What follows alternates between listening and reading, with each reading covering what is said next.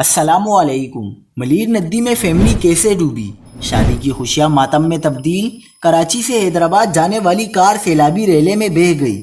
میاں بیوی اور 4 بچوں سمیت 7 افراد لاپتہ، گاڑی تباہ۔ کیا آپ حالات حاضرہ سے آگاہی حاصل کرنا چاہتے ہیں؟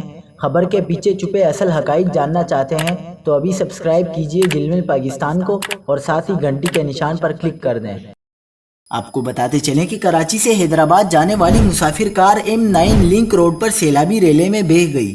ملیر ندی سے گاڑی کو تباہ حالت میں نکال لیا گیا ہے اور لاپتہ افراد کی تلاش جاری ہے۔ حادثے کا شکار ہونے والی کار کے ڈرائیور کے بھائی حافظ عبدالحی کا کہنا ہے، میرا بھائی حیدرآباد آ رہا تھا کہ ایک فیملی نے کہا ہمیں بھی لے جائیں۔ قائد آباد سے میاں بیوی اور 4 بچوں کو لے کر بھائی حیدرآباد آ رہا تھا۔ ڈوبنے والی فیملی کے رشتہ دار محمد دانش نے بتایا کہ ماموں شادی میں شرکت کے بعد واپس حیدرآباد جا رہے تھے اور بارش کے باعث لنک روڈ کا استعمال کیا گیا۔